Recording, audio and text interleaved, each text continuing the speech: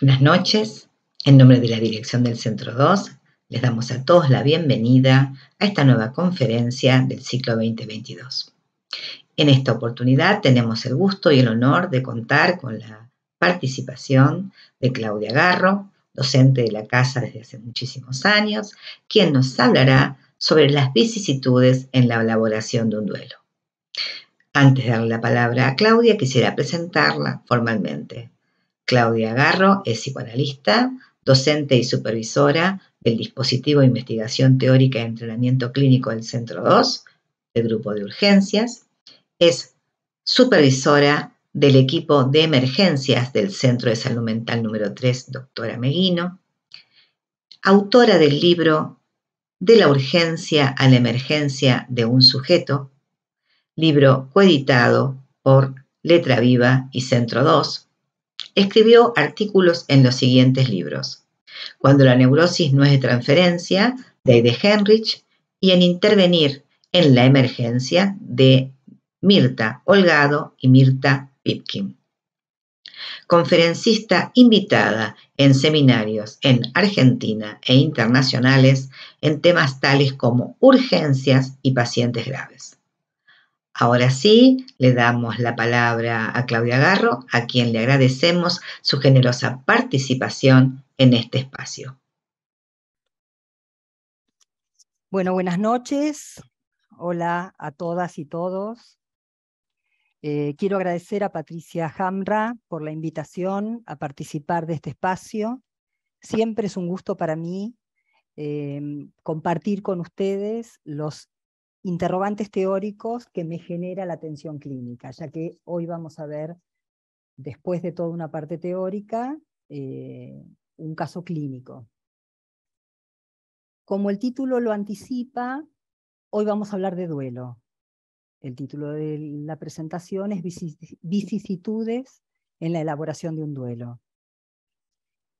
El duelo es la respuesta de un sujeto frente a la experiencia de una pérdida. Es un proceso mediante el cual se escribe en el registro simbólico lo que sucedió en el registro real, o sea, una pérdida real. ¿Sí? ¿Por qué elegí este tema? Porque la posibilidad de tramitar un duelo más específicamente, la matriz de los duelos está asignada, está determinada por los tiempos de la constitución subjetiva. O sea que la probabilidad de elaborar o no, porque no siempre es elaborar, un duelo lleva siempre las marcas de la historia. ¿Sí? Es en la transmisión familiar que se ha recibido donde encontramos las particularidades de cada sujeto respecto de las pérdidas. O sea, hay una cultura familiar de cómo se nombran las pérdidas y eso va a determinar el modo de elaboración de un duelo en el sentido de los recursos que un sujeto tenga. ¿Sí? También tenemos que afirmar que las pérdidas son coyunturas inevitables de cualquier vida. Habrá pérdidas que son elegidas, como puede ser una partida, una separación, una migración, y hay pérdidas de las cuales uno nunca hubiera elegido, sin embargo, que la vida nos obliga a lidiar con ellas. ¿Sí? La pérdida de un ser amado o coyunturas dramáticas que toda vida también tiene. Vamos a ver la diferencia que hay entre cómo nombra Freud y cómo nombra Lacan al duelo. ¿Sí? Para Freud, el duelo es un trabajo. Él va a hablar del trabajo de duelo. Lacan, en cambio, va a hablar de la función estructural del duelo. No es lo mismo el trabajo que la función estructural del duelo. Yo creo que la función estructural del duelo es la que va a permitir el trabajo de duelo.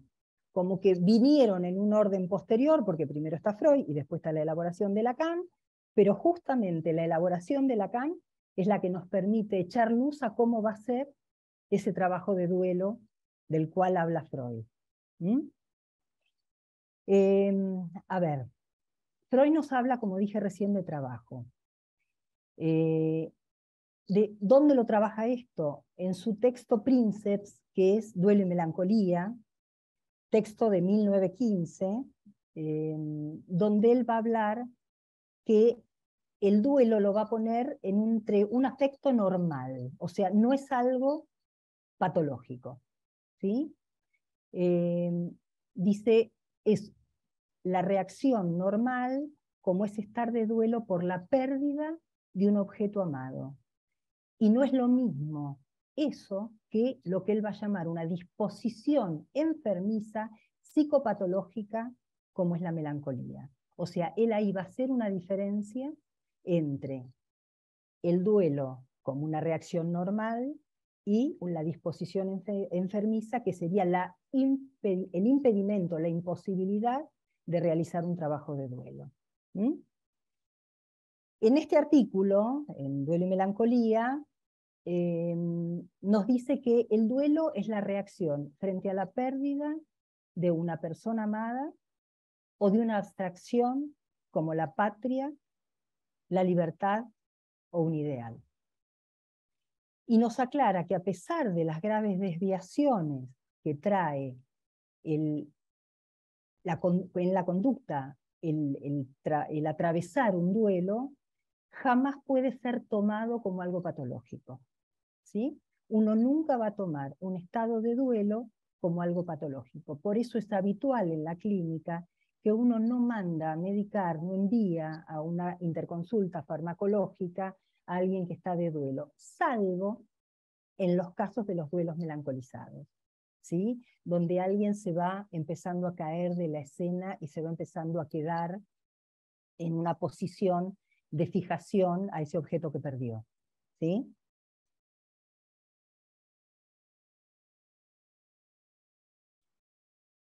Bueno, en esos casos, cuando el duelo se ve impedido, vamos a hablar justamente de duelo melancolizado o de melancolía propiamente dicho. O sea, duelo melancolizado sería en una neurosis, melancolía propiamente dicha sería tomada como psicosis, ¿no? Que como ustedes saben, es dependiente de una falla en la segunda identificación. Esto a título descriptivo nada más. O sea, lo que se ve es que tanto el duelo como la melancolía presentan de alguna manera síntomas parecidos, ¿no? O fenómenos parecidos. La diferencia es que la melancolía presenta una severa perturbación de la autoestima o del sentimiento de sí, ¿sí?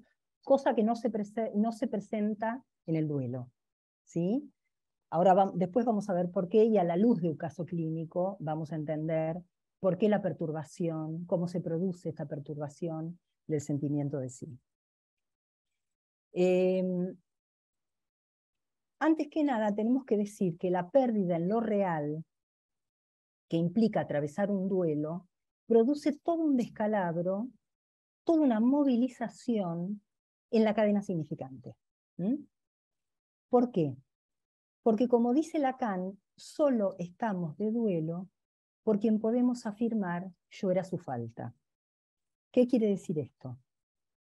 Que alojamos la falta de objeto atrás de la pantalla de ese otro que hemos perdido. ¿Mm? Entonces, cuando ese amor, ese amigo del alma, o ese que oficiaba de otro primordial, lo perdemos, ¿qué sucede? La falta retorna sobre nosotros. De ahí esa sensación de vacío. ¿Mm? La falta pierde su localización y el sujeto muestra el dolor en la escena. Más adelante vamos a trabajar qué quiere decir esto de alojar la falta en el otro, ¿sí? ¿En qué consiste, se pregunta Freud, el trabajo de duelo? El autor nos va a explicar que en un primer momento el examen de la realidad muestra que el objeto amado ya no existe más. En consecuencia, hay que quitar toda la libido. Recuerden que la libido es esa energía mediante la cual, esa energía intangible, mediante la cual un objeto se hace deseable para un sujeto. Puede ser una persona o puede ser algo, un objeto sublimatorio que el sujeto libidinice, catequice. Entonces, hay que quitar, retomo, toda la libido de ese objeto que se ha perdido. O sea, hay que desatar todos los enlaces de este objeto. También nos aclara que el sujeto no abandona fácilmente, presenta una resistencia a abandonar una posición libidinal. Entonces se pone resistente y renuente a deshacer esos lazos.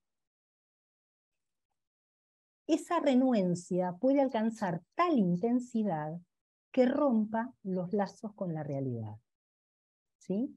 O sea, que como modo de retener el objeto de amor que se ha perdido, prefiere, por supuesto no es algo voluntario, ¿no? Es algo estructural, romper los lazos con la realidad antes de desasirse de ese objeto. Dos ejemplos voy a dar clínicos muy pequeños de esto. A esto Freud lo va a llamar psicosis desiderativa, que es reversible a diferencia de las grandes psicosis, o amencia de Meiner. ¿Sí? Uno de los ejemplos es la famosa Penélope, porque Penélope va todas las tardes a la estación esperando a su novio, que se ha marchado, a que venga a buscarla. O sea, rompió los lazos con la realidad, porque la realidad manda decir que el objeto ya no está. Y el sujeto desmiente, digamos, se desentiende de ese mandato de la realidad. Otro ejemplo clínico, que es de mi propia cosecha, o sea, yo atendí a un familiar, un señor a quien le había fallecido su pequeño hijo en un grave accidente en el campo. A la hora de la cena ponía el plato y la comida en el lugar del hijo fallecido. Como la comida permanecía ahí inmóvil, él le gritaba al lugar vacío de este hijo: ¿por qué no se come la comida? Esto duró 4 años. Fue tratamiento mediante que recién él pudo recomponer los lazos con la realidad, aceptando la dolorosa muerte de su hijito. Digo, tenemos 2 casos de amencia de Meiner donde hay algo, un proceso alucinatorio que se produce por desmentir esta orden de la realidad de que el objeto perdido ya no está. ¿Sí? O sea, esa es una de las salidas respecto del duelo. No es, ahí sería un duelo patológico. ¿Sí? Bien. Lo habitual, nos va a decir Freud, es que prevalezcan los lazos con la realidad. O sea, no es tan habitual que se produzca, se puede producir, pero no es tan habitual que se produzca una amencia de Meiner. Y que la observación de la realidad muestre que el objeto de amor esté ausente, pero el autor nos advierte que esto no se hace inmediatamente. O sea, no es que automáticamente cuando el objeto de amor no está, el sujeto empieza a desprender su libido de ese objeto que había catequizado. Sino que por el contrario se realiza tramo a tramo, ¿sí? Con un gran costo de tiempo y de energía. Y mientras se realiza este trabajo, la existencia del objeto perdido permanece en lo psíquico. Cada uno de los recuerdos en que la libido se anudaba, se anudaba al objeto, se van a ir desatando. Por eso un duelo lleva tiempo, Un duelo no es algo inmediato. Se van a ir clausurando y ahí se consuma el desprendimiento, recién ahí, de la libido de objeto. ¿Mm? La pregunta que le surge al autor es ¿por qué esa operación de trabajo de duelo, que es ejecutar pieza por pieza la orden de la realidad, resulta tan extraordinariamente dolorosa? En la adenda, en la última parte de inhibición, síntoma y angustia, él va a diferenciar cuando la separación produce angustia y cuando produce duelo. ¿Sí? Él va a decir que el dolor es la genuina reacción frente a la pérdida del objeto, de ahí el aspecto doliente del duelo. En cambio, la angustia lo es frente al peligro de que esa pérdida se produzca. ¿Mm? El duelo se genera cuando el examen de la realidad le exige al sujeto separarse del objeto porque éste ya no existe más. El carácter doliente se debe a tener que recordar tramo a tramo, como dijimos antes, los lazos libidinales que unían a ese objeto y la elevada añoranza que hay con el mismo. ¿Mm? Desde un primer momento hay una primacía del mecanismo de renegación o desmentida. Ya lo sé, pero aún así no quiero saber nada. Sería equivalente a decir esto. ¿Mm? Luego se pasa a victimizar al objeto. A ver, ¿qué quiere decir victimizar al objeto? Enojarse, ¿no? ¿Vieron que muchas veces los pacientes se enojan o hasta llegan a declamar cómo me abandonó? Cuando uno dice, se murió, no te abandonó. Pero hay un enojo con el objeto porque ha partido, ¿sí? Entonces hay un primer momento de desmentida, un segundo momento de victimizar al objeto, y finalmente, nos dice Freud, se provoca la pérdida por segunda vez. Ahora vamos a ver por qué estoy hablando de perder la pérdida dos veces. Porque una pérdida es en lo real y la otra pérdida es en lo simbólico.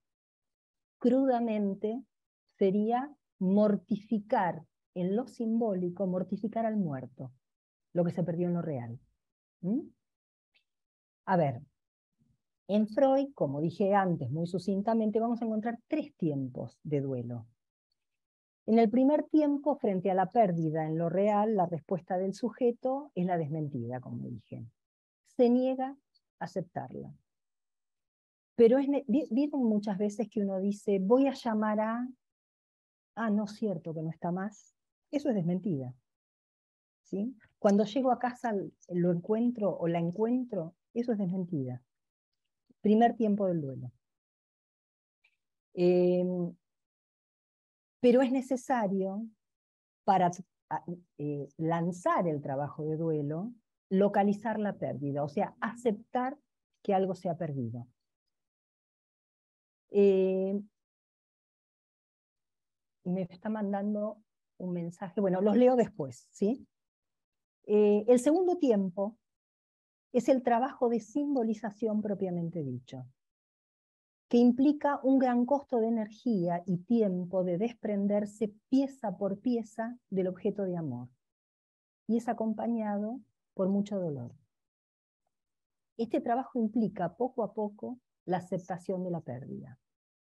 Y el tercer tiempo implica que el sujeto, como dijimos antes, pueda inscribir la pérdida matando en lo simbólico lo que perdió en lo real, y que dejará a su cuenta algún rasgo del objeto, condición de todo duelo, como bajo la forma de un rasgo identificatorio que se sumará al yo del sujeto.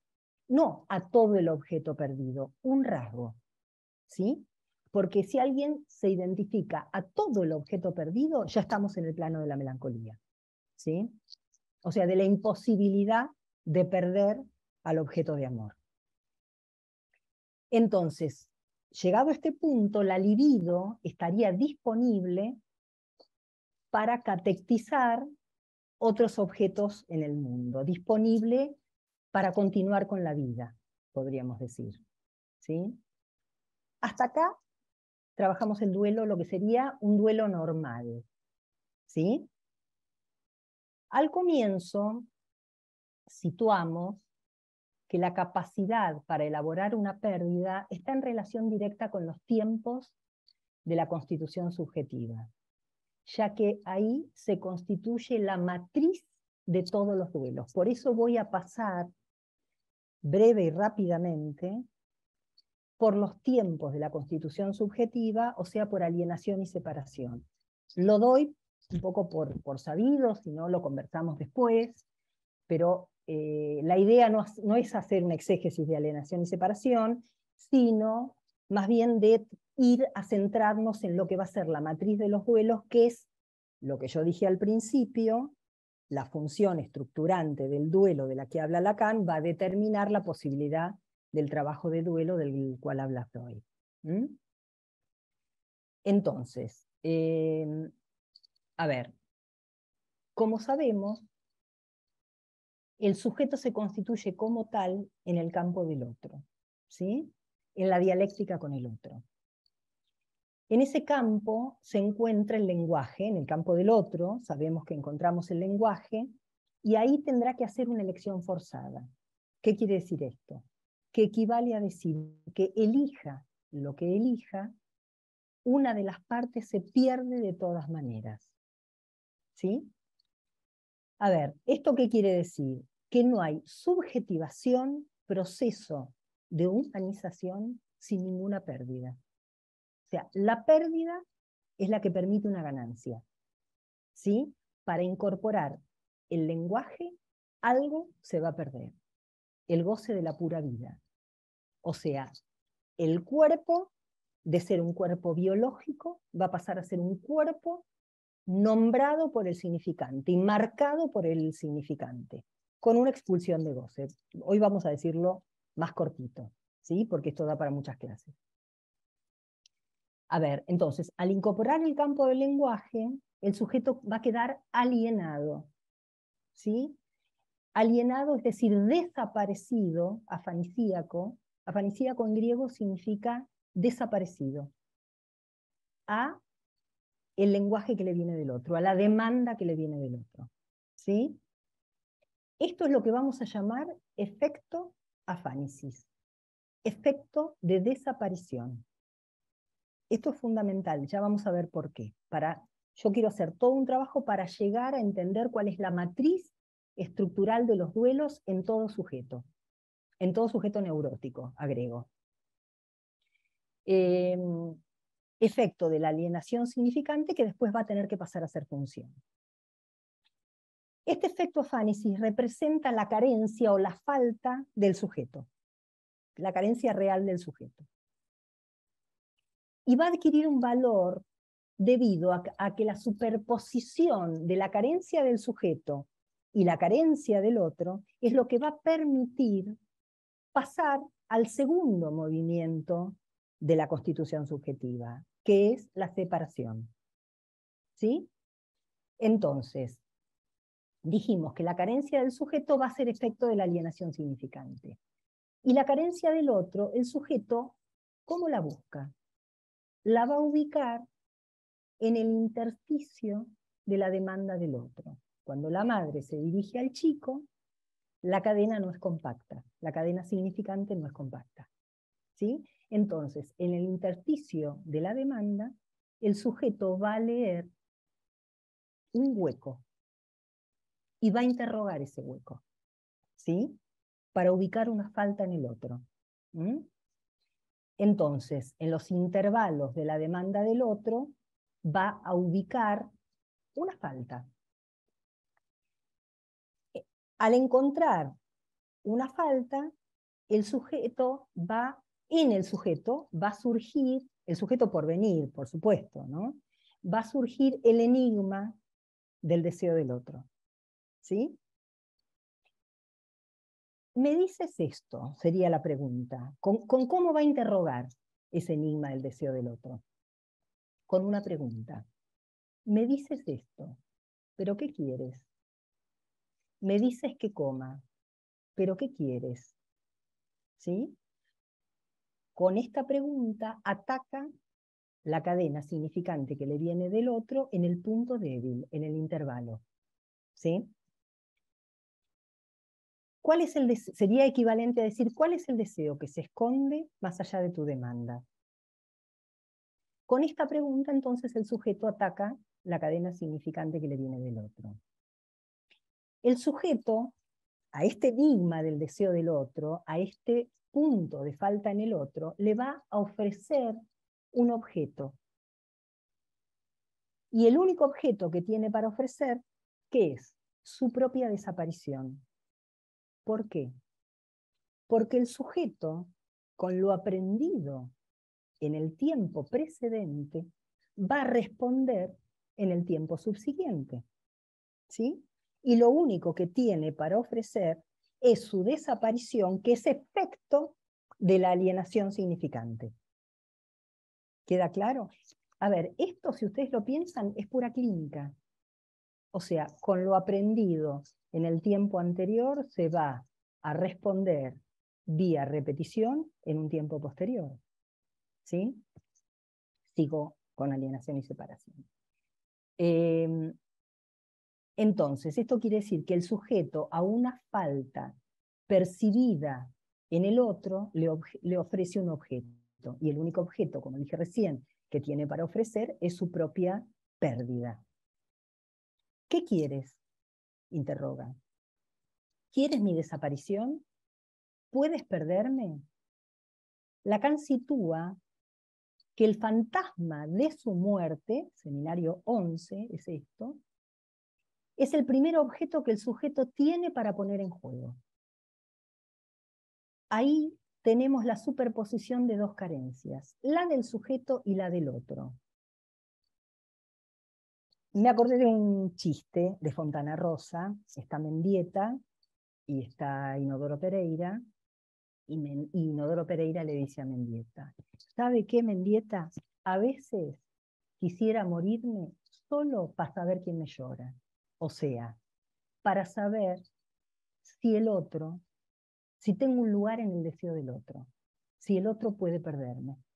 ¿Sí? Esto, en algo como es el arte, digamos, está descrito mucho más sencillo que en este trabajo de la constitución subjetiva, pero es eso, ¿no? Es esta fantasía de los chicos de que se mueren y abren un ojo, muy común escuchar en la clínica, y abren un ojo para saber quién los llora, o sea, de quién fueron su falta, ¿sí? Entonces, ahí tenemos, y como dijimos antes, la superposición de las dos carencias, la del sujeto y la del otro. Con la pregunta, ¿puedes perderme?, la fánesis, que era efecto de la alienación significante, pasa a ser función. ¿Por qué? Porque pasa a interrogar los significantes del deseo del otro. ¿Mm? ¿Por qué la importancia del pasaje de efecto a función? Porque el sujeto dejará de estar desaparecido, esto es fundamental, para pasar a ser perdible para el otro. ¿Sí? O sea, identificado fálicamente a lo que al otro le falta.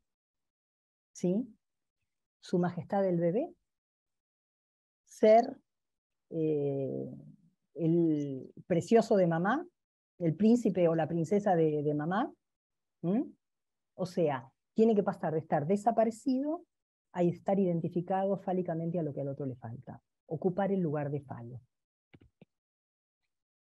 Si mediante el ofrecimiento de su falta el sujeto alcanza la falta del otro, hay un recubrimiento de las dos carencias, la del sujeto y la del otro. ¿Mm? El sujeto se hace objeto de la falta del otro y se produce la juntura del deseo del sujeto y del deseo del otro, recortándose un objeto. ¿Qué es el objeto A? Ni del sujeto ni del otro. ¿Sí?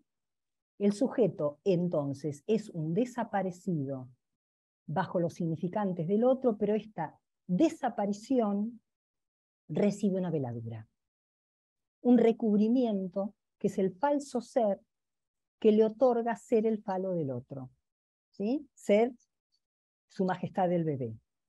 La función afánisis, instala una dimensión fantasmática de ser para el otro. El pasaje de desaparecido a perdido da al sujeto un nuevo estatuto civil, un nuevo estatuto fálico, que le permite recubrir imaginariamente la falta en ser, haciendo el duelo por ella, y este pasaje no solo depende de que el sujeto pueda formular la pregunta, ¿puedes perderme?, sino también que el otro pueda responder afirmativamente. Entonces, la superposición se produce por el recubrimiento de estas dos carencias, pero Lacan dice que en realidad son tres: la carencia del sujeto, la carencia del otro, y hay una carencia real previa, que es la pérdida real que tiene un sujeto, que por estar sujeto a la muerte, digamos, individual, a la reproducción sexuada, está sujeto a la muerte individual. Entonces son tres carencias: la del sujeto, la del otro, y que venimos heridos de muerte, sería. Esto tiene que recibir una veladura. Uno no anda por la vida pensando que se va a morir, si no, no podríamos proyectar. Necesita tener una veladura imaginaria y un borde simbólico. Entonces, esta es la matriz de los duelos. O sea, es una pérdida real que tiene que tener una inscripción simbólica y una, como canta Serrat, me dicen acá, tal cual, y una veladura imaginaria. Esto es un duelo. Entonces, está la función del duelo de la que habla Lacan y la matriz de los duelos, como acabamos de ver. Como vemos, es estructural y hace al proceso de subjetivación, ¿sí? Lacan, en el seminario 6, también va a hablar del duelo, y señala que es una pérdida verdadera, intolerable para todo sujeto humano, y que le provoca un agujero en la vida, un agujero en lo real. Y dice que la relación que está en juego es la inversa de lo que sucede en la psicosis. Esto a mí me resultó muy interesante. Donde lo rechazado en lo simbólico retorna en lo real, en la psicosis. En el duelo, lo perdido en lo real se tramita en lo simbólico para volver a perderlo, ¿sí? Y dice que ambos, psicosis y duelo, pueden presentar efectos alucinatorios, como los que dijimos antes, de la mencia de Meiner o psicosis desidrativa. Esto lo dice porque tanto la forclusión como la desmentida o la renegación pueden causar alucinaciones. La dimensión intolerable, estoy citando textual, en la experiencia humana es la muerte, no tanto la muerte de uno, dice él, es la muerte de otro, cuando ese otro era un ser esencial para nosotros. Semejante pérdida constituye un agujero en lo real.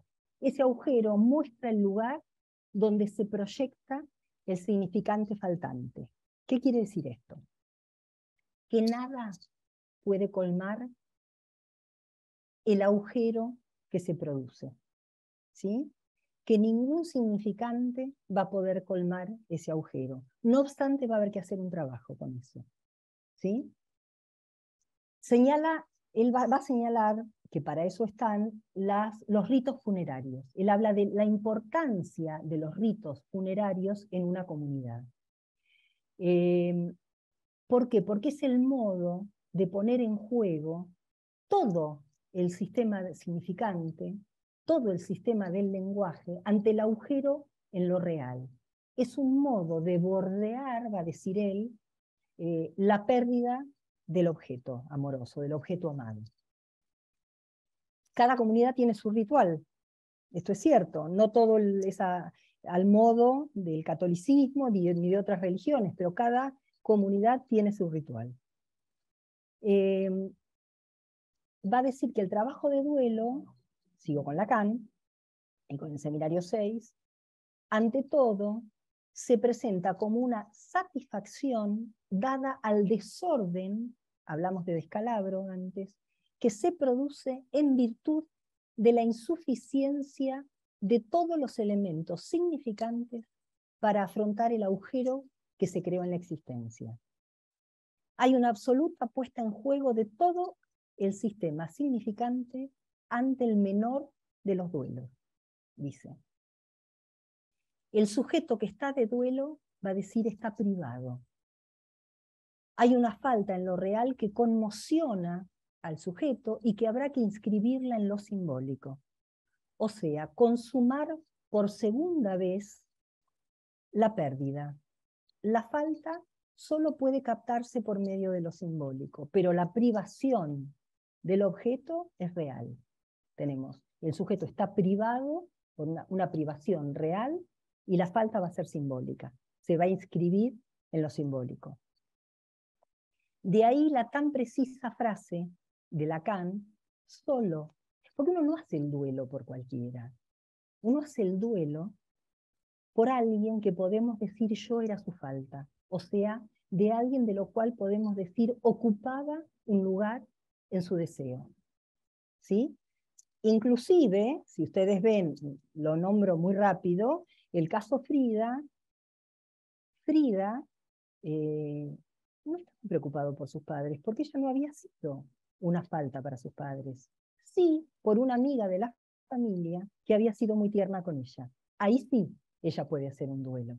O sea, es esencial recordar que solo estamos de duelo por aquellos que podemos decir yo era su falta. O sea, ocupamos un lugar en su deseo.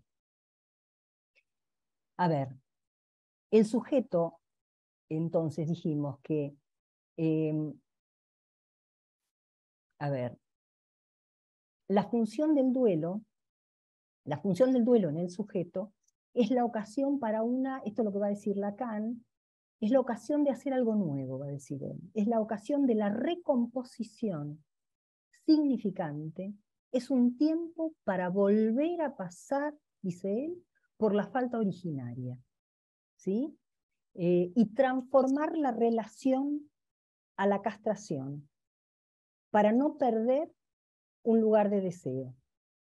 O sea, pasar por la falta originaria que vimos en alienación y separación a través de una falta real que aparece en un tiempo posterior, nos permite una nueva toma de posición frente a la castración para que no quede taponado la falta que causa el deseo. ¿Sí? Esto siempre estamos hablando de un duelo normal. ¿Sí? A ver, hasta acá Lacan en lo que sería para él la función del duelo. Pero ¿qué sucede cuando un duelo se ve impedido de tramitarse? Acá ya entramos a la psicopatología. En Duelo y Melancolía, el texto que trabajamos al principio, Freud va a situar la disposición enfermiza, de la cual trabaja en la melancolía, que le impide realizar el trabajo de duelo. En ese texto enumera la presentación de la melancolía y dice que ésta presenta una desazón profundamente dolida, ¿no? Típico de los melancólicos que siempre están amargados, sin ganas de vivir. Recuerdo de una paciente mía que se pasaba largas horas arriba de la cama, que no podía salir, ¿no? Que estaba tomada por ese afecto doliente, que no era el duelo, era un duelo que no se podía tramitar, era un objeto que no se podía perder. Hay una cancelación del interés por el mundo exterior, va a decir, en la melancolía. Pérdida de la capacidad de amar, inhibición de toda productividad, una rebaja de la autoestima o el sentimiento de sí, que se va a exteriorizar ¿en qué? En autorreproches y autodenigraciones. que pueden llegar hasta una delirante expectativa de castigo. En la melancolía, el objeto tal vez no está muerto. O sea, no siempre el duelo que no se puede tramitar tiene que ver con una pérdida por la muerte de alguien. También puede ser se perdió el objeto de amor o un desengaño, ¿no? El sujeto en la melancolía sabe a quién perdió, pero no sabe lo que perdió con él. O sea, la función de sostén que tenía ese objeto para ese sujeto. Esto es lo que habrá que tramitar en un trabajo analítico, ¿sí? ¿Qué lugar ocupaba para ese paciente? ¿Sí? Entonces, es una pérdida de objeto, pero sustraída a la conciencia. A diferencia del duelo, en que no hay nada inconsciente en relación al duelo. ¿Por qué? Porque es una pérdida real. ¿Sí? Si bien en el duelo hay una inhibición y también hay falta de interés por el mundo, esto se debe al trabajo, a la sustracción libidinal y el trabajo que está haciendo, y no a la detención inhibitoria de la melancolía. ¿Sí? Entonces, en la melancolía, la pérdida desmentida será la responsable de la inhibición que la caracteriza. Pero esta inhibición es enigmática. ¿Por qué? Porque no se logra ver lo que absorbe por completo al paciente. El paciente melancólico presenta un enorme empobrecimiento del yo. En el duelo, el mundo es pobre y vacío, pero esta pobreza y este vacío en el paciente melancólico están en el yo, no están en el mundo, digamos, que eso es lo que estaría en el duelo. ¿Sí? Freud quiere formalizar el mecanismo de la melancolía y va a decir que hubo una elección de objeto, una ligadura a una persona determinada y por obra de una afrenta real o un desengaño, de parte, bueno, de la persona amada, obviamente, sobrevino un sacudimiento de ese vínculo, del vínculo de objeto. El resultado normal hubiese sido el quite de la libido, el proceso de duelo del que hablamos antes, y un desplazamiento a un objeto nuevo. O sea, un trabajo de duelo. ¿Sí? En cambio, lo que sucede es que la investidura de objeto, las catexias de ese objeto, resultaron poco resistentes. Fue cancelada y la libido que quedó libre de desplazarse a otro objeto se retiró. ¿Sobre qué? Sobre el yo. En el yo sirvió para establecer una identificación del yo con el objeto resignado. Yo antes en el duelo dije que lo inevitable de todo duelo era una identificación a un rasgo del objeto. Acá estamos hablando de una identificación al objeto resignado, a todo el objeto resignado. ¿Sí? La sombra, la famosa frase de Freud, la sombra del objeto recae sobre el yo. De este modo, la pérdida del objeto se muda en una pérdida del yo. La identificación con el objeto se convierte en el sustituto de la investidura de amor. Así, el vínculo de amor no se resigna a pesar del conflicto con la persona amada. Lo exquisito de este texto de Freud es que construye el proceso por el cual una investidura de objetos es reemplazada en la melancolía por una identificación. ¿Sí? Si el amor de objeto por el objeto se refugia en la identificación, el odio se va a ensañar no con el objeto, sino con el objeto sustituto, o sea, con el yo. Ahí tenemos la autodenigración, los autorreproches y el peligro del pasaje al acto. La sombra del objeto recae sobre el yo. Se pierde En Losange se aplastan y se confunde el sujeto con el objeto, estoy hablando de la fórmula del fantasma. ¿Sí?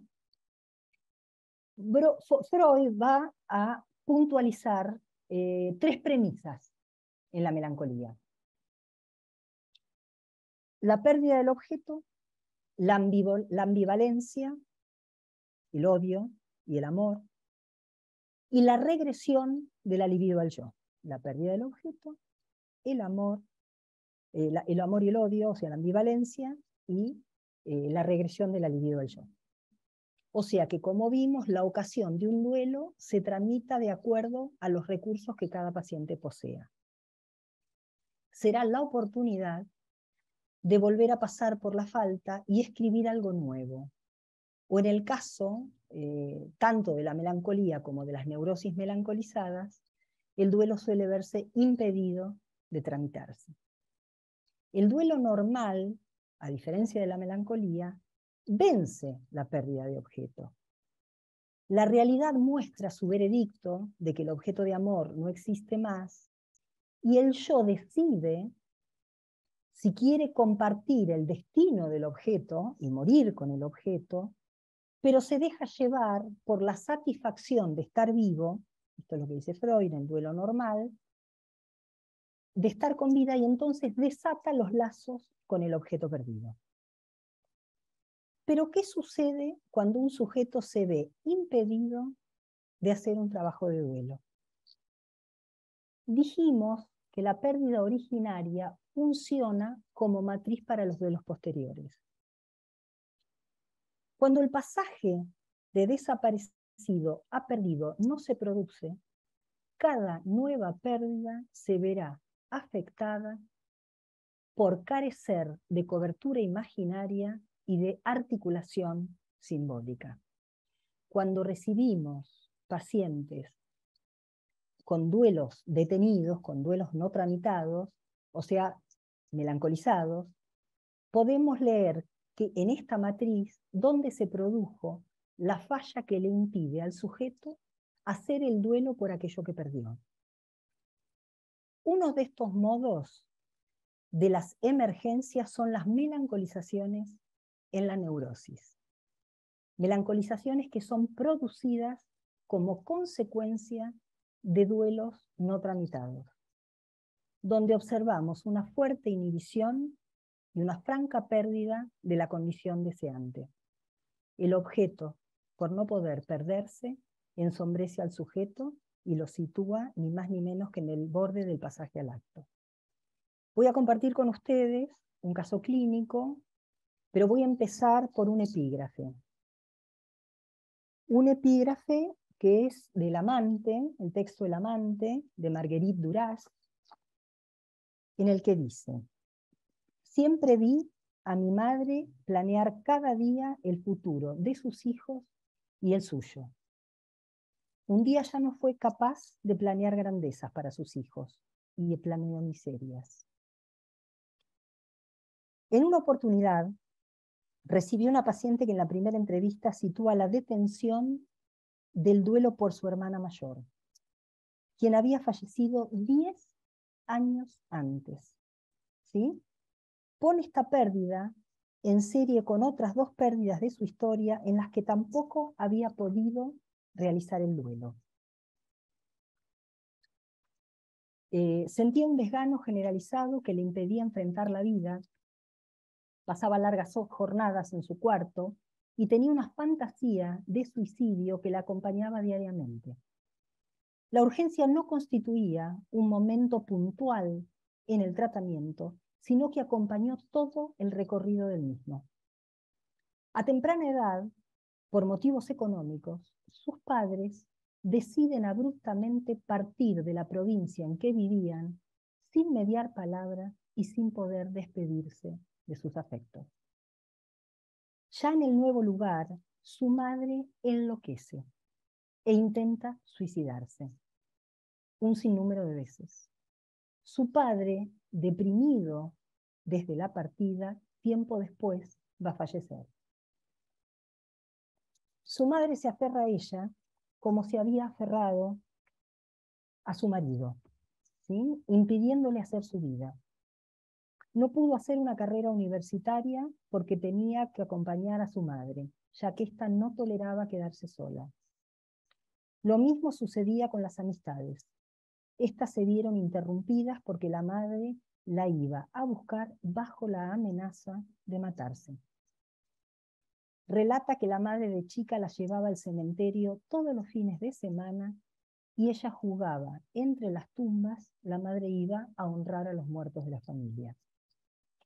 Su madre se enloquece a partir de la muerte de su propia madre, o sea, de la abuela de la paciente. Fue su hermana quien comenzó a darle palabras para nombrar lo que sucedía y quien le dio palabras para vivir. La hermana oficiaba de mediadora para que la paciente pudiese salir. Cuando su hermana fallece, no encuentra cómo seguir viviendo sin su presencia. No podía hablar en sesión y solo decía que quería irse a la tumba con ella.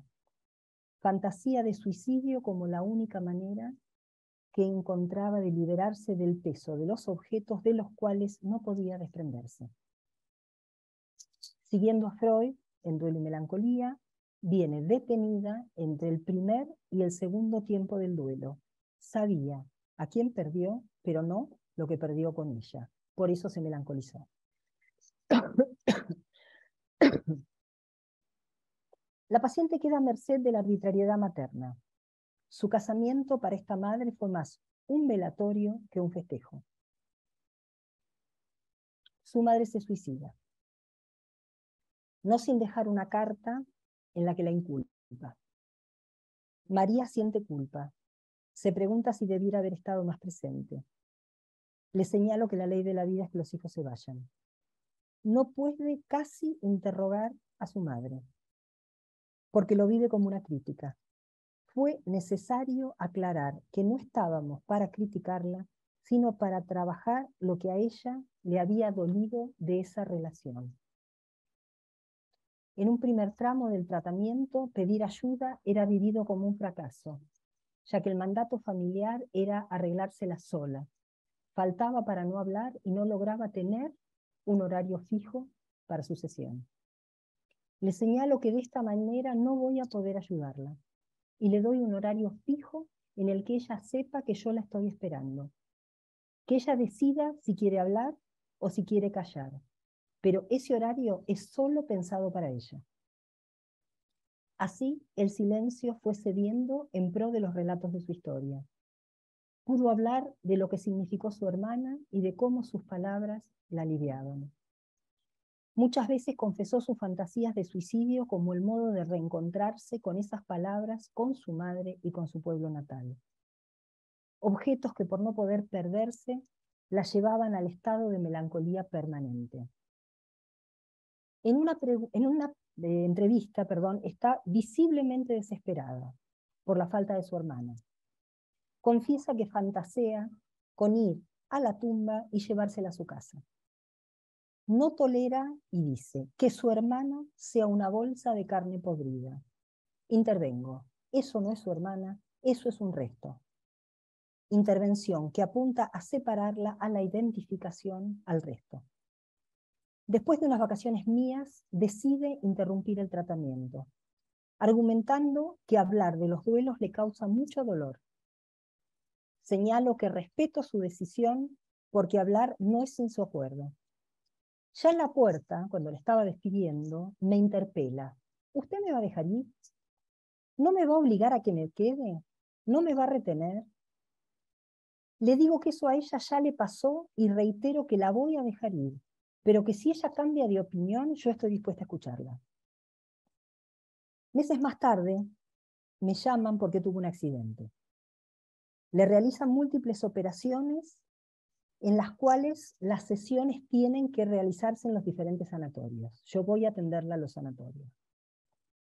Vuelve la fantasía de muerte. Se siente muy sola.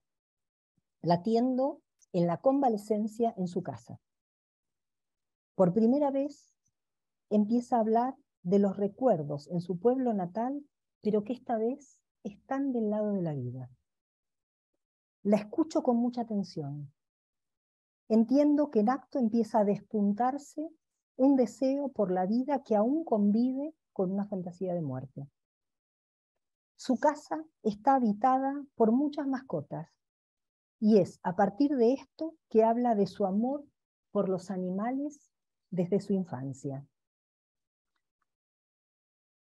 En una Navidad llega a mi consultorio un regalo con la siguiente leyenda, para quien también me da palabras. El regalo que envía tenía que ver con la actividad profesional a la que se dedicaba la hermana. María no tiene permitido entusiasmarse con la vida, ya que el mandato materno es acompañar a los muertos. Todo el tratamiento apuntó a que duelo mediante quiera empezar a vivir. La paciente ya en la primera entrevista sitúa la detención del duelo de su hermana y la reactualización de otros duelos no tramitados. Como dijimos antes, Freud define el duelo como la reacción frente a la pérdida de la persona amada. Estaba detenida entre el primer y el segundo tiempo del duelo. Sabe a quién perdió, pero no lo que perdió con él. ¿Por qué la paciente no contaba con las herramientas para hacer estos duelos y no caer en la melancolía? A mi entender, lo que no estaba introducido desde el otro es la posibilidad de la separación. Todos los duelos estaban entrelazados y son un mismo duelo. Trabajar el duelo de la partida de su pueblo natal es trabajar en el enloquecimiento de su madre y la muerte de su padre. Y a su vez, hacer el duelo por la muerte del padre es entender por qué ella quedó retenida por el otro materno. Y tramitar la muerte de su hermana implica elaborar las palabras que el otro no le dio para afrontar los duelos. Como dijimos al principio, el otro cumple una función específica a la hora de tramitar un duelo. Si el sujeto coloca su falta tras la pantalla del otro, cuando ese otro ya no está, la falta vuelve al sujeto. Y ahí se ponen en juego los recursos que cada sujeto tiene para realizar la elaboración de un duelo. Vemos en esta viñeta clínica cómo cada duelo pone en juego la matriz del duelo originario por el objeto, matriz que se produce en el proceso de alienación y separación. Sabemos que esta madre tuvo una adhesión loca por su hija, persiguiéndola bajo la amenaza de matarse. El padre, tomado por su propia melancolización, tampoco pudo aportarle palabras para separarse de la madre. Si una madre le prohíbe a su hija todo deseo, debido a excesos de goce frente a los cuales un padre no interviene, del lado de María se inscribe una renuncia. Las palabras de la madre, si te vas, me mato, sitúan una única posibilidad para esta hija, la inhibición o la muerte. Las fantasías de suicidio eran pensadas por la paciente como el modo imposible, agregó yo, de reencontrarse con las palabras de la hermana, su pueblo natal y su madre, mostrando una máxima adhesividad. También entiendo que era la única manera que encontraba de liberarse del peso de estos objetos, al precio de la muerte. Suicidio como la única salida que tiene un sujeto de no quedar atrapado como objeto a merced del otro. Entiendo que la melancolización de María solo se agrava con la muerte, con la pérdida de la hermana. Pero pienso que es previo. El verdadero duelo a tramitar es el duelo por la mirada materna que no hubo. Se siente culpable por la muerte de su madre. Dicha culpa está sostenida en la fantasía de que la madre se mató por ella. En esta fantasía se construye la mirada materna ausente. Lo cierto es que la madre se suicidó por su propia madre y solo tenía ojos para su propia madre. Quizás por eso hizo un culto de la muerte, dándole a su hija palabras para morir y no pudiendo acompañarla en ningún festejo de la vida. Haciendo diferencia con lo mortífero de la madre, las palabras de la hermana eran palabras para vivir y agregaría para vivir lejos de la madre. Para finalizar, el tratamiento apuntó a elaborar ese duelo tan doloroso que es no haber sido mirada por una madre que a su vez estaba tomada por un duelo no tramitado. La apuesta apuntó a que Duelo Mediante pueda reencontrarse con su deseo de vivir y así disfrutar de lo que aún hoy le sigue dando tanta paz, a saber, el gusto por la crianza de animales.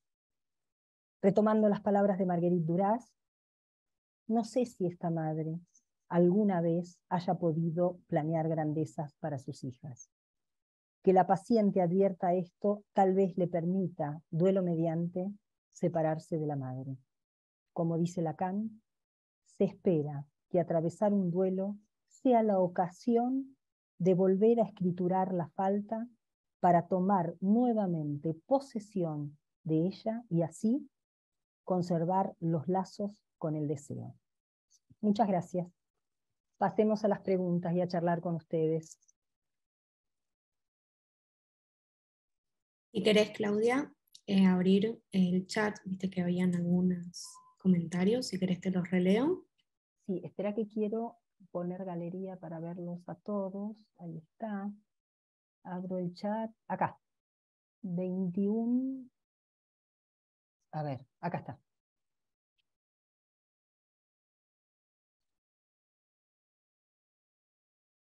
También si querés podemos habilitar para que abran los micrófonos.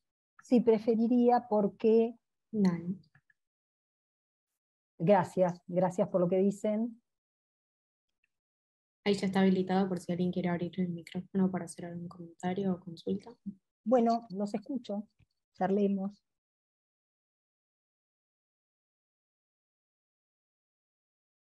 Bueno, muchas gracias por los elogios. Esos no los voy a leer.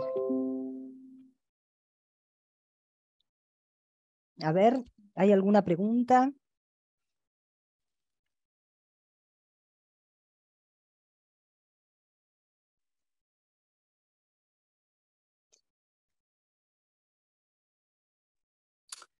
¿Qué tal?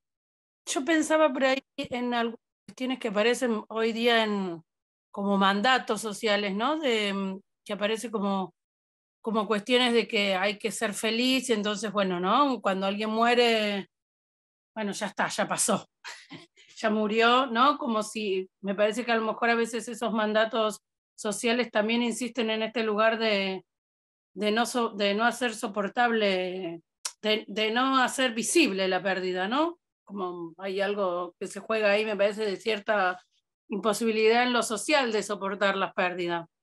Bueno, en una época donde lo imaginario y la velocidad mandan, pareciera que no hay tiempo para una pérdida, ¿no?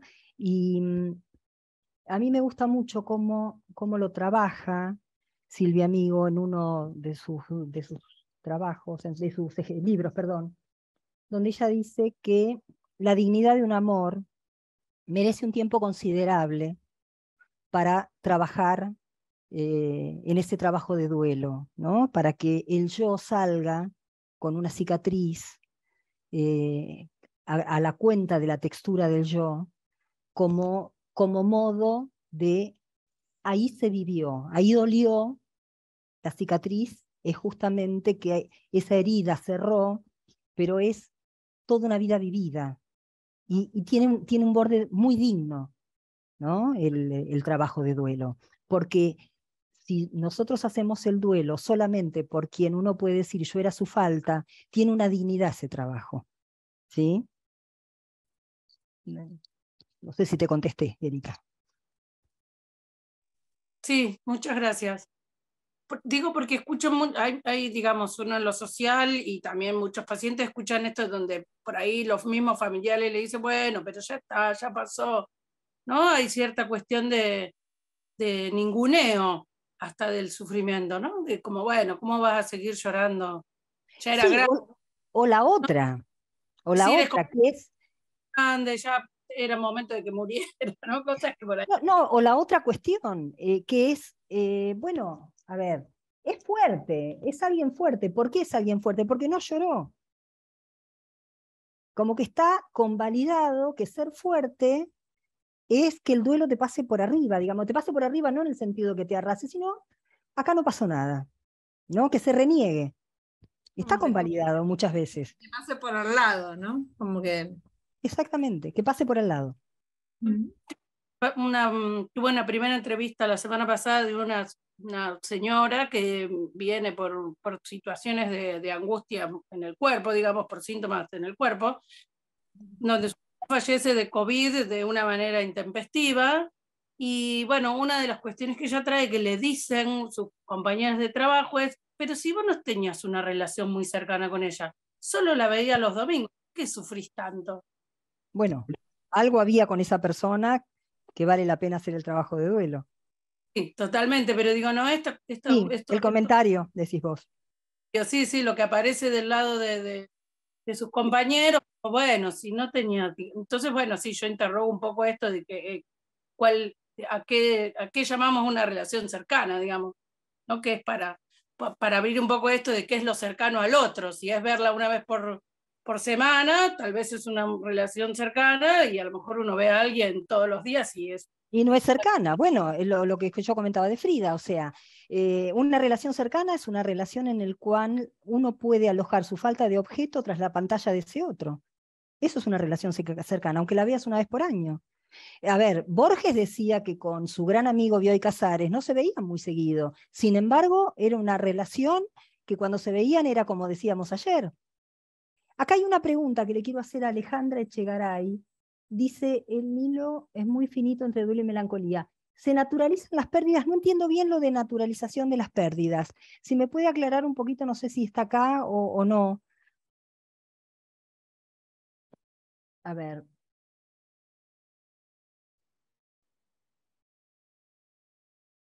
A ver, acá hay una pregunta que dice, ¿los síntomas en el cuerpo son una forma de tramitar el duelo o justamente lo contrario, que no se está tramitando? A ver, hay un desgano, hay una baja libidinal, hay un desgano, hay angustia, la angustia se siente en el cuerpo, la angustia no es psíquica, se siente en el pecho. Ahora, una cosa es cuando a modo de la psicosomática, después de un duelo, aparece una psicosomática, donde no se puede hacer una tramitación simbólica de ese duelo porque no se puede poner en juego la función afánisis con la pregunta, ¿puedes perderme? ¿Sí? Y otra cosa es que ese cuerpo, cuando está tramitando un duelo, es un cuerpo que pesa. ¿Cuántas veces tramitando un duelo uno siente que no puede levantarse, que ese día mejor cancele todo, después volverá a la vida, digamos, pero mejor cancele todo porque se le hace pesado la diaria, digamos? Entonces, no es un síntoma en el cuerpo, pero sí es un cuerpo como que le faltan energías, porque esas energías están en el duelo, en el trabajo de duelo. A ver. ¿Hago una consulta? Sí, ¿dónde estás? Que no te veo. Hola, acá. Ay, no te Leonor. veo. Acá la mano. Ah, Adriana, sí. No, Leonor. ¿Dónde? Ah, bueno, dale, porque dice Adriana tu cosa. Ah, bueno, no sé. Mira, tengo una paciente que experimentó la muerte súbita de su hija, de 33 años. Algo inesperado. La vengo tratando. Ella ya hace más de 2 meses que sucedió esto. Y lo que me comenta, habla mucho de la hija, habla conmigo, habla con su familia, me dice. Lo tiene como cotidiano, ve las fotos, trata de tramitar lo que ella llama un duelo lo más normal posible, pero dice que su dolor y su pesar es tan grande que no cree poder seguir, no porque se vaya no porque se quiera morir ni nada, sino por lo aplastante del dolor. Puede, como que no puede. Exactamente, exactamente. Entonces ella siempre terminamos las sesiones con la misma pregunta, ¿cuándo va a cesar esto? Primero te cuento, yo lo que haría sería ser mucho más que amable con esa paciente. Pensemos que las condolencias es el duelo con otro, ¿no? Y me parece que vos ahí cumplís una función fundamental. Un caso que no es mío, de una paciente a la cual se le había muerto un hijito. Bueno, tiene un sueño, lo cual es fantástico porque hay ahí una elaboración de esa pérdida. Se le hacía insoportable, como bien contás vos, de esa paciente, y tiene un sueño en el cual el hijo se cae de la cuna.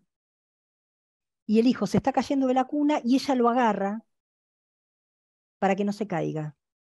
La analista le toma las manos y le dice, déjelo caer. Hay que poder decir esto. Yo no sé si podría decirlo, hay que poder decir esto. Me parece una excelente intervención Sí. que viene de las formaciones del inconsciente, porque era un sueño. O sea, no es lo mismo cuando algo es en lo real de la escena que cuando algo viene en las formaciones del inconsciente. Digo, pero que hable, que hable y que hable. Mirá, a mí una vez me consultó un paciente que en un accidente automovilístico en el cual manejaba él, fallecieron 3 de sus 5 hijos. A ver, él me dijo, yo ni siquiera sé si quisiera vivir, pero tengo 2 hijos más. Casi te diría que los 2 hijos que quedaron vivos fueron socios en el tratamiento. ¿Entendés? Socios en el sentido de, por ellos, el paciente consultó y pudo hablar. Pero sí, es un trabajo difícil y la verdad que uno quiere que, como dice el proverbio Zen, morirá tu padre, morirás tú, morirá tu hijo. Exacto. En orden, digamos. Ojalá sea en ese orden. Cuando no es en ese orden, es doloroso. De hecho, Alush escribió un libro por la muerte de la hija, con la muerte de la hija, hablando del duelo. Gracias.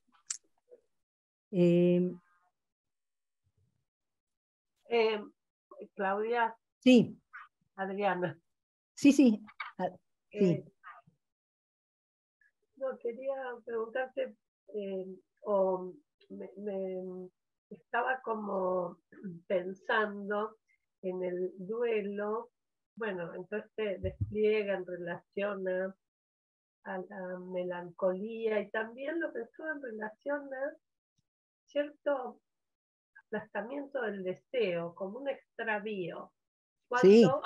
Cuando duelos que no han podido ser tramitados, trabajados, y lo pensaba en función de paciente, de un paciente, que no, en principio no se trataría de la pérdida de un sujeto amado, pero quizás de una situación. Después eso seguramente remite a otra y a otra, ¿no? Digamos, no entiendo la pregunta. Sí, la pregunta era en relación a la cuestión del duelo, cuando no es tramitado, que también es como este extravío en relación al deseo, ¿no? Se produce, yo lo escuchaba de este lugar. Quiero hacer algo, no sé qué quiero. No, la inhibición y un extravío, esto. Lo que pasa es que en la clínica, sí. Cuando cuando el sujeto está realizando el trabajo de duelo, la libido no está disponible. Entonces, la inhibición tiene que ver con ese trabajo de duelo y la falta de deseo también con ese trabajo. Y si el duelo no se pudo tramitar, también es verdad que el trabajo de duelo, digamos que el deseo se ve inhibido, porque está taponado, ¿no? El lugar que debiera estar, digamos, vacío, disponible, digamos, está taponado con un objeto que no puede ser perdido. No sé si te respondo. ¿Sí? Sí, perfecto. Sí. Muchas gracias. No, gracias a vos.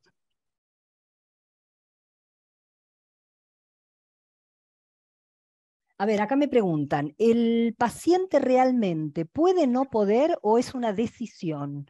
Para que no se pase. ¿O es una decisión? Por otro lado, ¿en qué momento uno podría considerar que el trabajo de duelo está finalizado? ¿Existe realmente ese momento? ¿Puede haber reactivaciones? Yo creo que si querés es una decisión de estructura, no una decisión voluntaria. A ver, Olivia, es una decisión de estructura, no una decisión voluntaria. No es que el sujeto dice, no voy a hacer el duelo, o sí voy a hacer el duelo, digamos. Es una decisión si cuenta con las herramientas para poder hacerlo. ¿Sí? Y me preguntas abajo, a ver. ¿Cuándo un duelo está finalizado? Cuando vos ves que la libido está disponible. Cuando la libido está disponible, el sujeto empieza a volver a tener ganas, la libido está disponible para catequizar otros objetos. Yo me acuerdo puntualmente de alguien que, bueno, tuvo un duelo muy difícil, no por no tener recursos, sino porque se suicidó su pareja, y 3 años más tarde, porque hubo que trabajar mucho sobre ese suicidio, dijo esta frase. La levantaron y la llevaron a un pueblo natal, al cajón, bueno. Y dijo, el cajón siguió su ruta y yo la mía.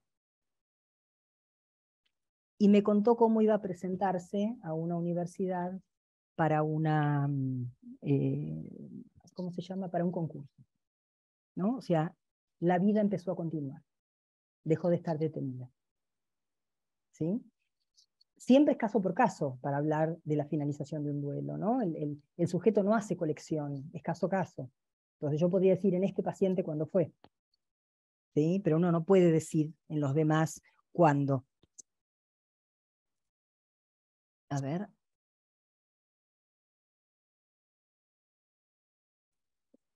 Acá no hay más preguntas. ¿Alguna otra pregunta? Hola, buenas noches. Hola Irina, ¿cómo estás? Bien, muchas gracias. Sí, por ahí arribita te puse una pregunta. Me quedó resonando esto que decías, por ejemplo, con Borges, ¿no? De este amigo que veía muy poco, sin embargo, cuando lo veía era algo muy significativo. En estas mujeres que tienen la pérdida de un amor, ¿no? Y se mueren de amor literalmente por un hombre que realmente no las quiso, ¿no? Pero eso ya es melancolía. Eso Eso ya es a eso melancolía. voy. Uh-huh. Porque Borges lo que cuenta es que, a ver, la relación estaba intacta aunque se vieran 3 veces por año. A ver, yo tengo una amiga que vive en Turín y es una de mis más grandes amigas, ¿sí? Y la veo cada 2 años, lo cual no significa que no chatee, que no hable, que todas las mañanas de alguna manera ella se comunique conmigo, digamos, pero verla la veo cada tanto, ¿se entiende? A ver, una mujer que se muere de amor o se muere por amor, de un hombre que la dejó, es una melancolía, es la imposibilidad de tramitar un duelo y poder ver que, bueno, no te quería, hay que tramitar esto, digamos, hay que poder aceptarlo. El otro día escuchaba a una modelo que le preguntaban algo, porque el marido la había engañado, qué sé yo, y ella dijo algo que me resultó muy interesante para pensar en los duelos. Y dijo, yo nunca estuve enojada con ella, con la supuesta persona que engañó, que el marido la engañó a ella. Yo tuve que aceptar que él ya no me quería más, que ahí se juega la verdad, que él ya no me quería más. Y me parece aceptar eso, es aceptar una pérdida. Cuando eso no se acepta, es melancolía. O sea, nosotros ahí podemos pensar qué lugar ocupaba, por supuesto, caso clínico mediante, ¿no? ¿Qué lugar ocupaba en la estructura? En eso es en esta parte que decías tú, que primero que habría que hacerlo diferente, ¿no? Primero desde Lacan y después desde Freud, primero desde Bueno, esta parte claro. estructural. Yo digo, lo que vino después es lo primero, en el sentido de que la función del duelo en la estructura es la que nos va a permitir pensar cómo se hizo el trabajo de duelo. Y eso tiene que ver cómo se nombran las pérdidas en una familia también, en una historia. Pues muchas gracias, sí. Muy amable. No, gracias a vos. Yo tenía una pregunta también. No, hola, de la mano, bueno, veo. Estaré por ahí, no sé. Acá, Agostina. Hola, hola, ¿cómo estás? ¿Cómo estás? ¿Cómo va? Bien, gracias. Me quedé pensando en dos cosas. Primero, cuando decís esto de los recursos o las herramientas que puede tener un paciente o alguien para elaborar un duelo o que puede no tenerlas. ¿A qué herramientas te referís? Digamos, ¿de qué estamos hablando? A la matriz de los duelos. Cuando yo digo que vamos al caso clínico, que es algo que lo leímos, o sea, lo conocemos todos. En el caso clínico no está introducida la separación. Desde el otro no está introducida. ¿Entendés? La madre se enloquece cuando muere su madre. ¿Sí? Claro. ¿Entendés? O sea, la separación es el duelo por el objeto. Pensá en alienación y separación. ¿Sí? Entonces, al estar afectada la matriz de los duelos, también la adhesividad que tenía mi paciente con esto, porque no estaba introducida la separación. Entonces, lo que se transmite de generación en generación, en este caso, sin ser interrogado, es justamente esa dificultad, esa falla en la separación, ¿no? Porque uno habla caso por caso. ¿Sí? Y entonces entiendo como que tiene que ver con la relación del paciente, digamos, o la relación que puede establecer el sujeto o el otro con la pérdida en sí. Exactamente. O con la separación en sí. Exactamente. ¿Sí? Es tramitar el duelo por el objeto y es tramitar el duelo por la falta en ser del sujeto.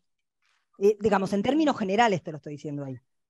Digamos, en términos particulares, esta madre se volvió loca por su propia madre y a su vez le transmitió que la ley de la vida no era que los hijos se vayan a la paciente. Entonces mi paciente no pudo estudiar, no pudo tener amistades, porque enseguida un rato y la iban a buscar, ¿no? O sea, la verdad que fue muy pesada la historia para ella. Y la única que le daba palabras separadoras era la hermana. Perdón. No, esto, que había una imposibilidad del perderse, de esto del puedes perder, no hay lugar a eso. Exactamente, del perderse del otro. Estaba perdida en el otro, pero no podía perderse del otro. Claro. Esto yo empecé a trabajar con una paciente hace... vos, ahí está. Sí. Sí, una situación que también me remite un poco a esto, porque tiene que ver con una paciente que viene muy melancolizada por la separación con su pareja, que había estado un año, y en la primera entrevista trae esto y dice, bueno, y ahora, por suerte, mi papá se fue de mi casa con una restricción, una... perimetral. ¿No? Y espero que mi mamá lo pueda sostener, porque ya hace muchas veces que lo echó y él volvió, bueno, una situación de mucha violencia entre sus papás, en donde la mamá no logra, ¿no?, establecer. Claro, entonces me remitía a esto que vos traes, en donde, bueno, ahí hay una madre, en donde el vínculo ahí con este padre, lo que no hay posibilidad de separación de esta situación, y ella frente a esta situación con su pareja estaba totalmente devastada, digamos, totalmente devastada.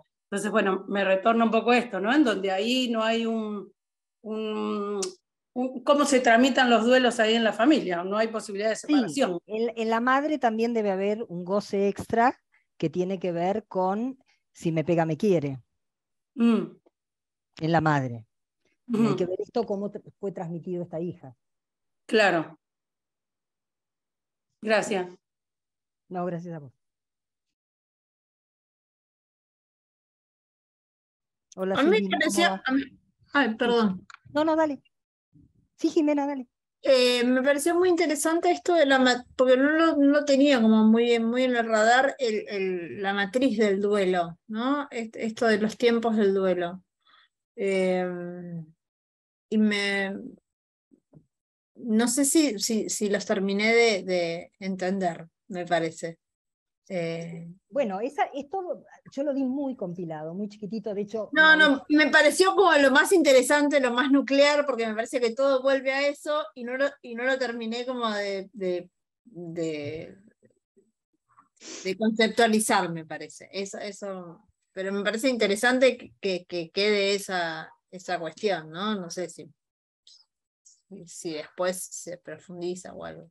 A ver, lo único que te podría decir es que, te lo digo rápido, el sujeto queda desaparecido bajo los significantes que le vienen del otro, efecto afánesis, interroga la demanda del otro bajo la pregunta, me dices esto pero ¿qué quieres? Y alcanza en el punto débil de la cadena la falta del otro. Te lo estoy diciendo, pero, a ver, lo di en un curso de 3 clases, o sea, quiero decir... No, igual está buena así como un mini resumen. Por eso digo, pero no es así, es más largo, bastante más largo y con otras partes. Interrogando en el intervalo de la cadena del otro el punto débil de la cadena, ve que en la demanda hay un deseo. Surge el enigma por el deseo del otro, y en ese enigma por el deseo del otro, el sujeto le ofrece un objeto, y el único objeto que tiene para ofrecer es su propia desaparición. ¿Por qué? Porque lo aprendido en el tiempo precedente es lo que se pone en juego en el tiempo subsiguiente. ¿Se entiende? Entonces, le ofrece su propia desaparición. Entonces, con la falta del sujeto, la carencia del sujeto, perdón, pasa a ser defecto afánesis, pasa a ser función afánesis, por interrogar los significantes que le vienen del otro. Entonces, con esa interrogación, se produce la juntura de la falta del sujeto y de la falta del otro. ¿Sí? A ver, que en realidad Lacan va a decir son 3 faltas. La del sujeto, la del otro y una carencia real previa, que es que estamos sometidos a la muerte individual, digamos, a la muerte porque no somos amebas, ¿sí? Por la reproducción sexuada. Ahí se produce lo que sería el calce del objeto en el nudo, ¿sí? Esto, la falta en ser del sujeto, es un duelo, es el duelo por el objeto. Entonces, ¿qué? ¿Por qué? Porque el sujeto elige. A ver, si elige, ¿viste cuando dice elija lo que elija, algo se va a perder? O sea, si elige el ser, se muere, ¿no? Si elige la vida, será una vida sin ser. Bueno, esa falta en ser va a recibir una veladura imaginaria y una articulación simbólica. Esa es la matriz de los duelos. Y esa es la matriz que se va a poner en juego en todos los duelos que después tenga que atravesar un sujeto. Insisto, algunos elegidos, te fuiste a vivir a otro país, te separaste, no sé. Algunos elegidos y otros obligados, pero bueno, la matriz va a seguir siendo la misma. La matriz es siempre la misma. La matriz es siempre la misma. Sí. Gracias. Está. ¿Qué tal? Buenas noches. Hola Rubén, Acá. ¿cómo estás? ¿Cómo estás, Claudia? Bien, ¿y vos? Bien, muy bien. Gracias por esto. Mi pregunta era respecto a esto de la matriz, ¿no? Digo, ¿dónde estaría la diferencia entre lo que sería el duelo patológico y la melancolía, ¿no? En una neurosis, digamos, ¿cuál sería la diferencia en cuestión Perfecto. de esto de la función afánesis? Yo que dije antes que hay 2 cuestiones. El sujeto tiene que poder hacer la pregunta, sí, y el otro tiene que responder afirmativamente. O sea, si el sujeto hace la pregunta y alcanza la falta del otro, estamos por la línea, en el puedes perderme, estamos por la línea del duelo normal. Okay. ¿Sí? Si el sujeto no alcanza la falta del otro porque el otro se muestra completo, estamos por la línea del duelo patológico, en la paciente. Claro. La anorexia. Cava en lo real una falta, porque claro, no se pudo escribir en lo simbólico. ¿Se entiende? Sí, sí, sí. Ahí tenés una diferencia, ¿no? Que el otro, si el otro respondió o no respondió afirmativamente. Afirmativamente. Bien, perfecto, gracias. Está. A ver. Pablo Lione tiene la mano levantada. No te veo. Ay, perdón, Pablo, no te vi. ¿Cómo estás? Hola, Claudia. ¿Cómo estás? Hola, sí. Hola, Claudia, ¿qué tal? ¿Cómo te va? Bien. Bueno, antes que nada, agradecerte la conferencia porque estuvo muy clara, súper interesante el caso clínico. Y quería hacer una referencia, bueno, vos hiciste justamente la referencia a Lush, que desde el título, él habla de la erótica del duelo, en realidad. Es súper interesante la cuestión de la erótica del duelo, Porque si hay una erótica va por el lado del duelo no patológico, justamente. A ver, te voy a decir solamente brevemente lo que él dice de ese texto que no lo tengo trabajado, ¿sí? Él dice que hay desde Freud, desde Duelo y Melancolía, hay una degradación del duelo al trabajo, dice él, al trabajo de duelo. Por eso cita Duelo y Melancolía. Y dice que hay un abismo entre el trabajo de duelo y la subjetivación de una pérdida. Esto es lo que dice él. Y él propone el duelo como acto. ¿Qué quiere decir él con esto? Que es más pesimista que Freud en ese sentido. Él dice que el acto subjetive la pérdida sin compensación alguna. O sea, se refiere a la parte en que Freud dice y la libido estaría pasible de catequizar otros objetos. Y él al final, en un momento, dice, en lo personal, y yo creo que hay que leerlo a la luz de por algo él mismo lo pone, en lo personal vengo de la muerte de un padre cuando yo era muy chico, y hace poco de la muerte de una hija. Entonces él habla de la muerte a secas, del duelo a secas, de la tramitación, del acto a secas, sin compensación. Yo creo que el duelo de un hijo, no sé si se puede tramitar. Esto es una posición mía, no lo tomen, no lo dijo Freud, no lo dijo Lacan, esto es una posición mía. Lo cual no significa que alguien se va a melancolizar. Puede seguir viviendo, pero creo que la vida cambia de color. Solamente esto digo. Bueno, al final de un párrafo que no se cita mucho de Freud, al final de Pulsión y sus destinos, o Pulsión y destino de pulsión, según la traducción, él tiene una perspectiva diferente del duelo, en realidad. Dice que siempre hay un resto del duelo que queda como vivo y vacante, digamos, que eso no está en Duelo y Melancolía, está en el último párrafo de Las pulsiones y sus destinos, que no se lo cita habitualmente. Yo particularmente creo, a mí me gusta la idea de la cicatriz. Bueno, tiene que ver con eso, sí. Claro, no que el duelo, bueno, se terminó el duelo, listo, vamos a... No, la verdad que no lo creo así, digamos, por la clínica y por la vida. Se trata de cicatriz, y esa cicatriz tendrá forma de recuerdo. Lo que pasa que esa cicatriz hace también a una identificación en el yo, donde uno, aunque la vida cambie de color, puede transitar la vida de alguna manera, no quiere morirse con el objeto. O sea, creo que hay algo que queda, como bien decís, pero creo que hay algo que uno puede... Lo dice Freud, ¿eh? Bueno, también como lo traes vos.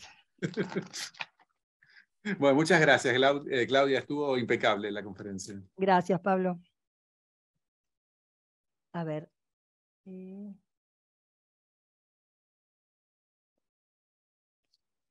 esta pregunta ya la respondí.